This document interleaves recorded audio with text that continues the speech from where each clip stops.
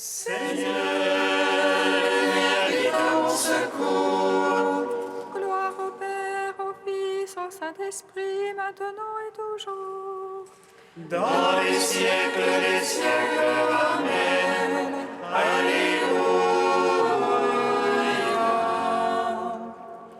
Roi des ciels, consolateur, Esprit de vérité, toi qui es partout présent, toi qui emplis tout, trésor de grâce et donateur de vie, viens et demeure en nous.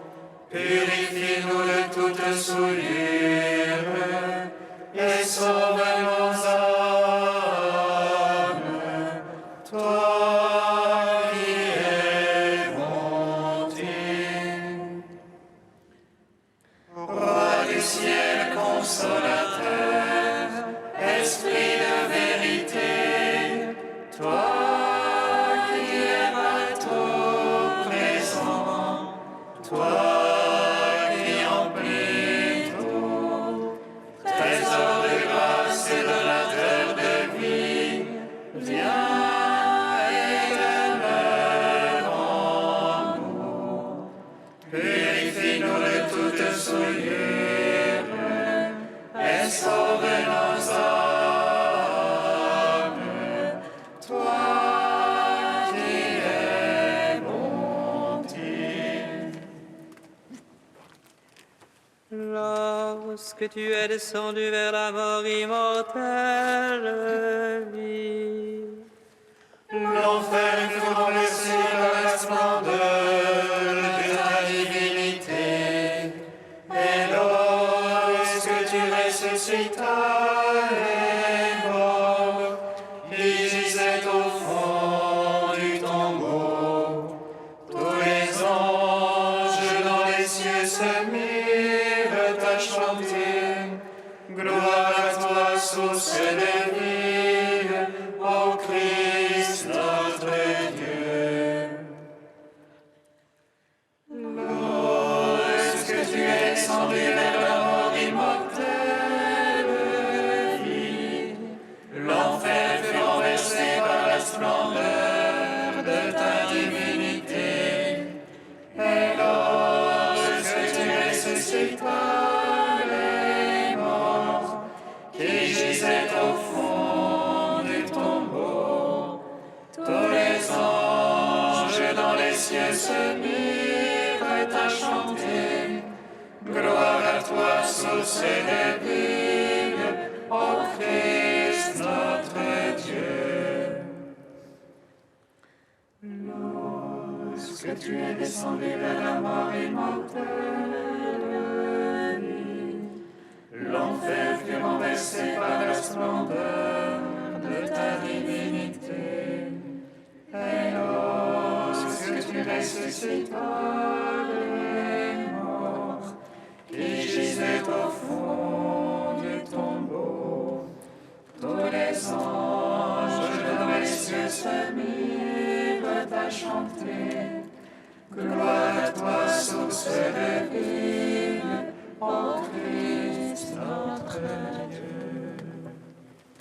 Psaume 118, strophe 12.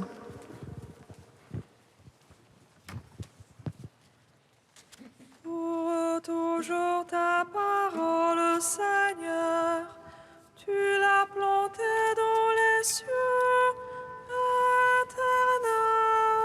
éternellement. Pour toujours ta parole, Seigneur, tu l'as plantée dans les cieux éternellement. À jamais, Seigneur, ta parole, immuable aux cieux. D'âge en âge demeure ta vérité. Tu fixas la terre et elle subsiste. Par tes jugements, tout subsiste à ce jour. Car toute chose est ta servante. Si ta loi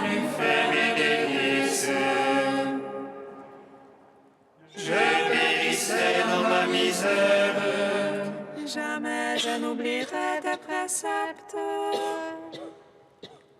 Par tu me vivifies. Je suis tien, sauve-moi, Seigneur. Je cherche tes préceptes. Que les impies me guettent pour ma perte. Je comprends ton témoignage. De toute perfection, j'ai vu le bout. Comme ils sont larges tes ordres.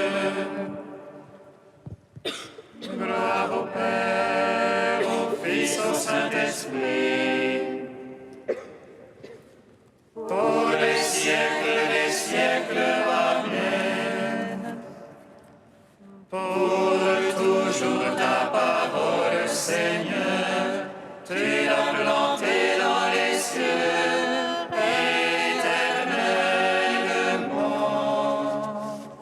Psaume 14.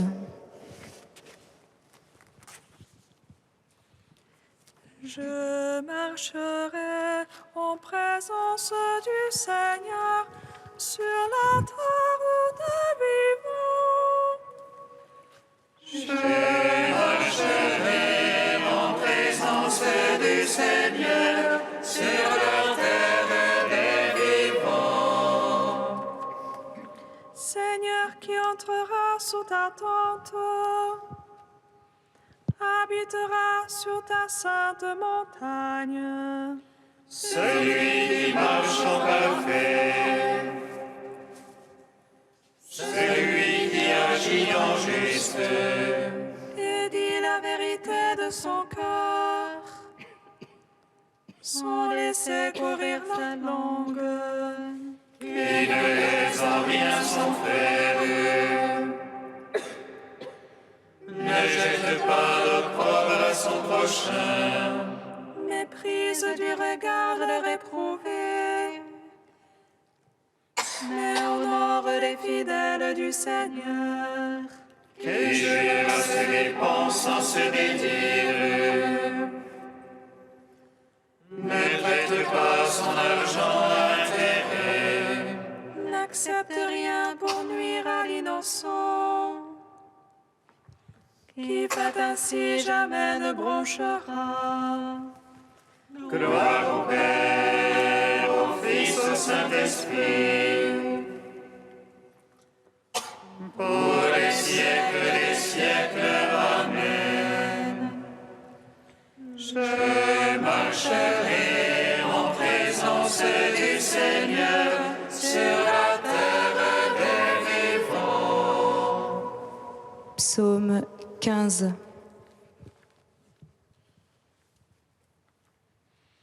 Garde-moi, ô Dieu, mon refuge dans toi.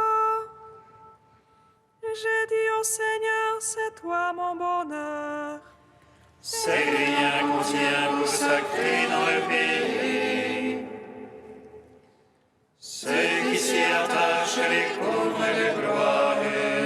Ils multiplient leurs idoles, ils courent après. Jamais je ne mettrai leur nom sur mes lèvres.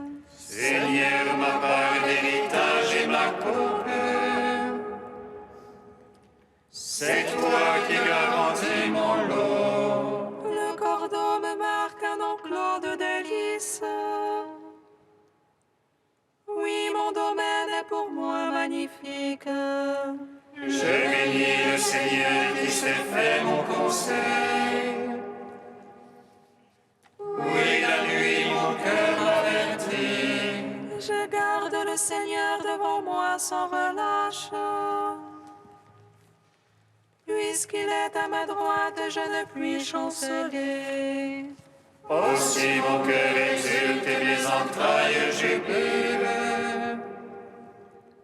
Oui, ma chair reposera en sûreté. Tu ne peux abandonner mon âme aux enfers, ni laisser ton ami voir la corruption. Tu m'apprendras le chemin de vie devant ta face. Plénitude de joie à ta droite, les délices éternelles.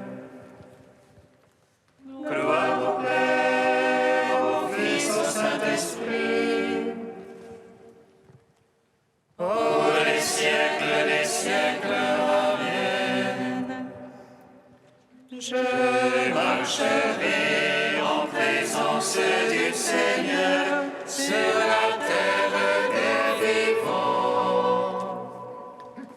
Cantique du Deutéronome, page 250.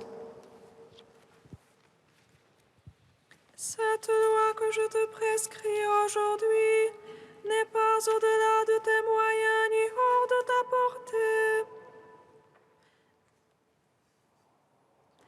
N'est pas au-delà de tes moyens ni hors de ta portée.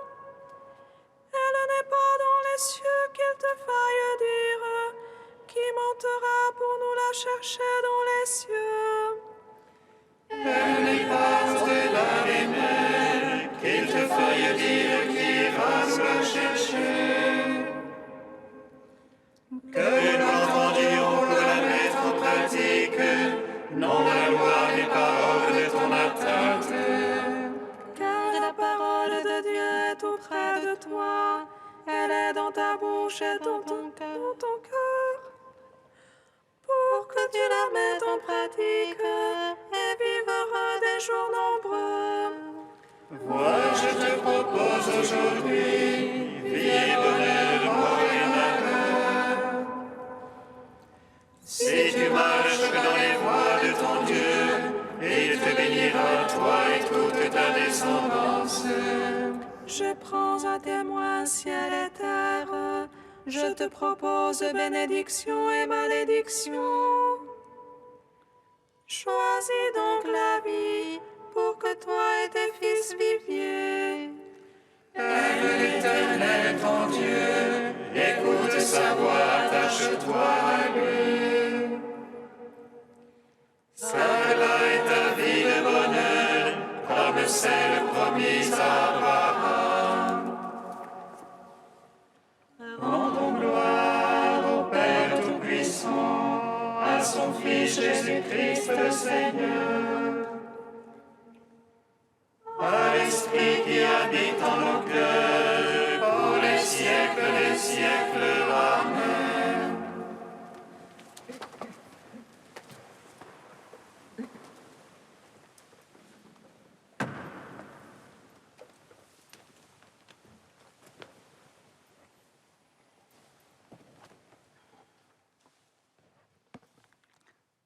De Romano Guardini, le retour du Seigneur.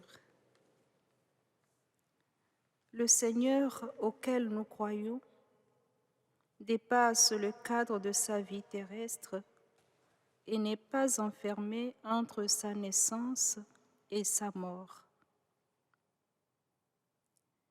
La courbe de son existence ne commence pas avec l'an 1 de notre ère, pour cesser brusquement une trentaine d'années après, mais elle est autrement vaste. Elle commence dans l'éternité. Jean le dit au début de son évangile et Paul dans l'épître aux Colossiens. Le Seigneur est le Verbe fait chair, le premier-né avant toute créature. Après sa mort, il renaît à une vie nouvelle, comme tous les évangélistes le rapportent, et reste encore 40 jours sur terre pour s'élever finalement au ciel, pour revenir et régner en tant que Christ mystique sur l'individu croyant et dans l'Église. Mais un jour, il reviendra ouvertement pour le jugement et mettra un terme à l'histoire. La création et l'histoire entreront dans l'éternité et lui-même sera la vie éternelle des élus et la lumière de la création transformée. Voilà l'ensemble de ce qu'il faut raconter si l'on écrit la vie de Jésus, le Christ.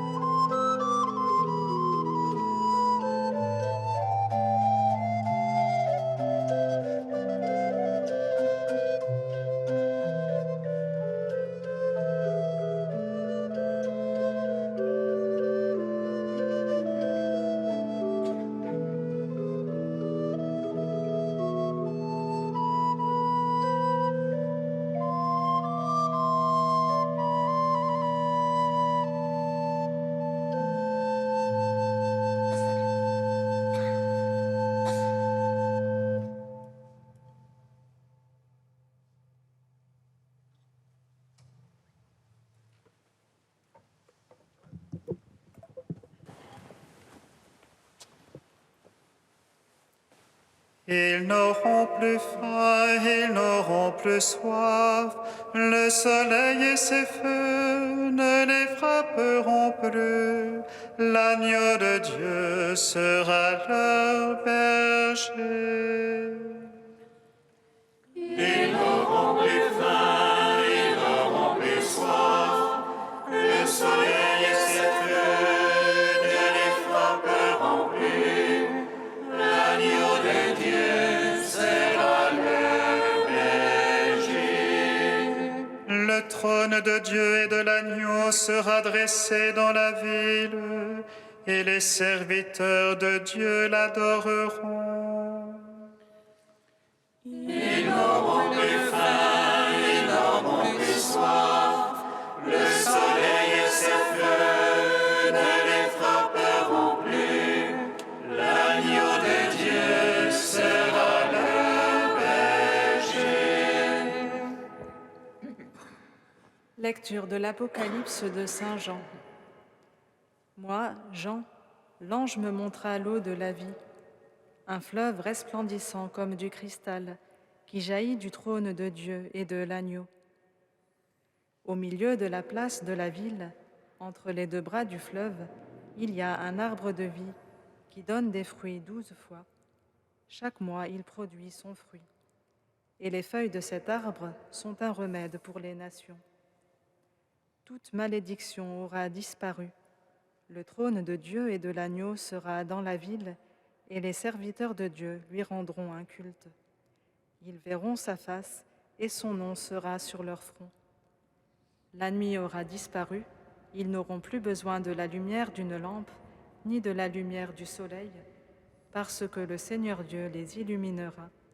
Ils régneront pour les siècles des siècles. Puis l'ange me dit, « Ces paroles sont dignes de foi et vraies. Le Seigneur, le Dieu qui inspire les prophètes, a envoyé son ange pour montrer à ses serviteurs ce qui doit bientôt advenir. Voici que je viens sans tarder. Heureux celui qui garde les paroles de ce livre de prophétie. » Gloire et louange à toi, ô Dieu vivant. Gloire et louange à toi, ô Dieu vivant. Un fleuve resplendissant comme du cristal, formant deux bras, un arbre de vie, une lumière qui se passe du soleil. Voici la réalité merveilleuse que décrit le dernier chapitre du livre de l'Apocalypse que nous venons d'entendre. Si nous connaissons un peu la Bible, cela fait forcément écho dans notre cœur avec un autre passage de l'Écriture. Un fleuve sortait d'Éden pour arroser le jardin, et de là il se divisait pour former 4 bras, nous dit le 2e chapitre de la Genèse, qui décrit la création sortie des mains de Dieu. Et encore, le Seigneur Dieu fit pousser du sol toute espèce d'arbre séduisant à voir et bon à manger, et l'arbre de vie au milieu du jardin. Et dans le 1er chapitre de la Genèse, Dieu dit que la lumière soit, et la lumière fut. Un paysage dont la beauté ravit le cœur de l'homme, dont tout mal, toute malédiction sont absents. Retrouverons-nous, au terme de l'histoire, la création telle que Dieu nous l'avait donnée à l'origine? Est-ce que ce qui doit advenir est identique à ce qui a été? Oui et non. Oui, dans le sens où la création sera restaurée. Elle redeviendra un lieu de pureté et de beauté. L'homme aspire à la beauté et on ne peut pas concevoir un ciel, un paradis, un royaume de Dieu d'où cette beauté serait absente. Dieu connaît ce désir, cette quête du cœur de l'homme. C'est pour cela qu'il avait façonné une création belle et craint où pouvait avoir lieu la rencontre entre l'homme et lui, Dieu, son Créateur. Là, auprès de Dieu, nous serons lavés, nourris, soignés, éclairés pour toujours. Le monde retrouvera le sens qu'il avait à l'origine dans le dessein de Dieu, celui d'un lieu bénéfique à l'homme, avec un homme lui-même, porte-parole de la création par son culte à Dieu, par sa relation avec Dieu. Mais en même temps, n'y aurait-il pas quelque chose de gênant à se dire que le terme de l'histoire est identique à l'origine, que la fin rejoint le début, comme dans un cycle qui reviendrait sur lui-même? Dans ce cas, l'histoire humaine, l'histoire de la vie, n'aurait-elle servi à rien? Pourquoi tout cela? Pourquoi cette apparente liberté, si au terme tout ce qu'on en a fait est effacé? Non, ce que le livre de l'Apocalypse nous décrit ici comme ce qui doit advenir n'est pas identique à ce qui a été. Et ce qui nous dit cela, c'est la présence de la ville. La nature, même si nous avons de nos jours l'habitude de la voir aménagée par l'homme, est à l'origine un don de Dieu. L'homme n'a pas contribué à la former. Où étais-tu quand je fondais la terre? Parle si ton savoir est éclairé. De quel côté habite la lumière et les ténèbres, où résident-elles, pour que tu puisses les conduire dans leur domaine et distinguer les accès de leur maison? Si tu le sais, c'est qu'alors tu es né et tu comptes des jours bien nombreux. Ainsi le Seigneur parlait-il à Job du sein de la tempête. Les fleuves, les arbres et la lumière, Dieu seul les a créés. Mais la ville, l'homme y est pour quelque chose. Pas sans Dieu, mais à la fois par Dieu et pour Dieu. Notre livre de vie dit de Jérusalem. Jérusalem est la ville donnée par Dieu aux hommes et bâtie par les hommes pour Dieu. Cela peut être dit de toutes les villes, et plus encore de la Jérusalem céleste que le Seigneur nous promet. Certes, la ville, à l'origine, était marquée par le mal.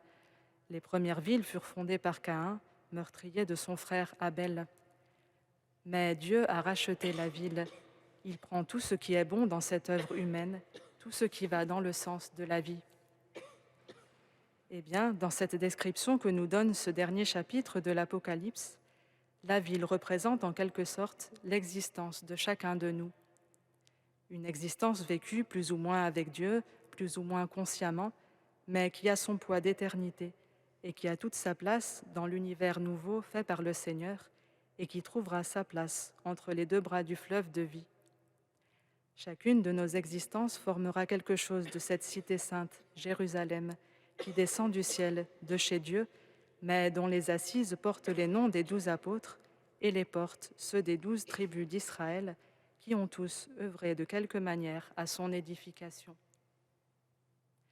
Frères et sœurs, gardons vif le désir de ce jour où le trône de Dieu et de l'agneau sera dans la ville, la sienne et la nôtre, pour que nous contemplions sa face et que nous soyons à lui pour l'éternité.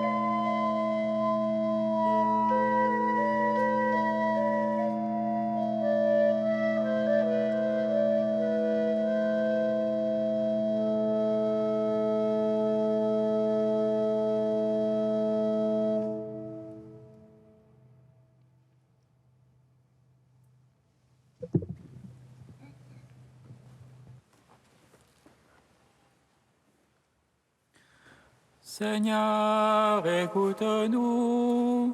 Seigneur, exauce-nous.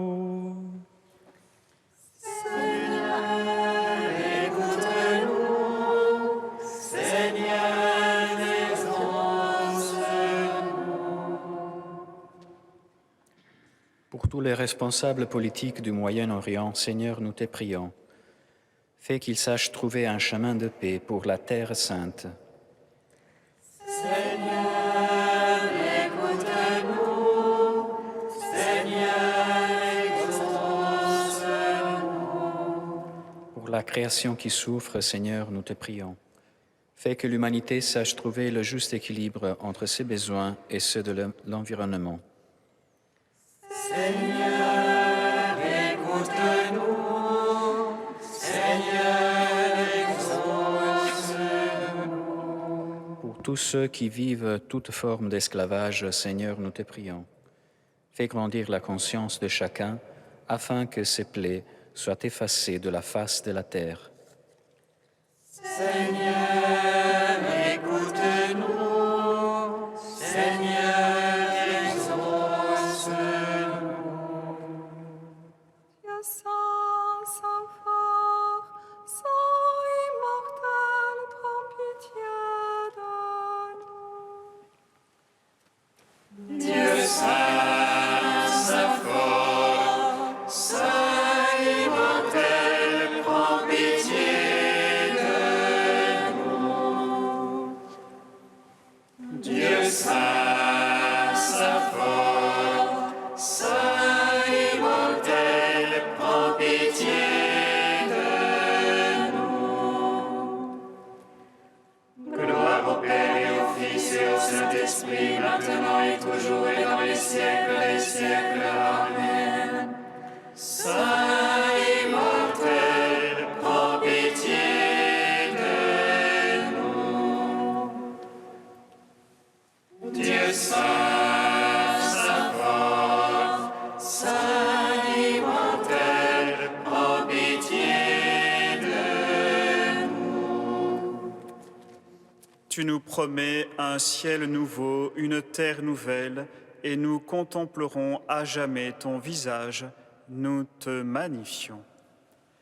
Notre Père qui es aux cieux, Que ton nom soit sanctifié, que ton règne vienne, que ta volonté soit faite sur la terre comme au ciel.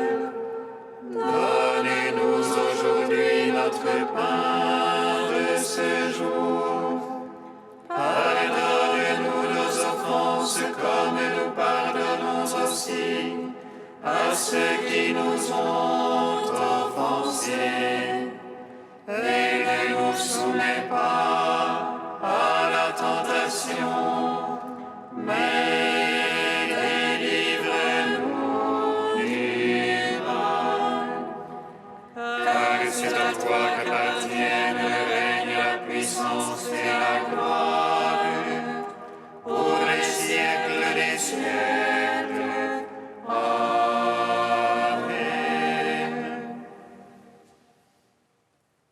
réveille, Seigneur, le courage de tes fidèles, qu'ils soient plus ardents à profiter de tes grâces pour obtenir de toi de plus puissants secours. Par Jésus-Christ, ton Fils, notre Seigneur et notre Dieu, qui règne avec toi et le Saint-Esprit, maintenant et pour les siècles des siècles. Amen. Bénissons le Seigneur. Nous rendons grâce à Dieu. Amen. L'ange annonça à Marie qu'elle serait la mère du Sauveur. Et elle conçut de l'Esprit Saint. Réjouis-toi, Marie, pleine de grâce, le Seigneur est avec toi. Tu es bénie entre les femmes et Jésus, le fruit de ton sein, est béni. Voici la servante du Seigneur. Qu'il me soit fait selon Réjouis-toi, Marie, pleine de grâce, le Seigneur est avec toi. Tu es bénie entre les femmes et Jésus, le fruit de ton sein, est béni. Et le Verbe s'est fait chair. Et il a demeuré parmi nous. Réjouis-toi, Marie, pleine de grâce, le Seigneur est avec toi. Tu es bénie entre les femmes et Jésus, le fruit de ton sein, est béni. Prie pour nous, Sainte Mère de Dieu, Afin que nous soyons rendus dignes de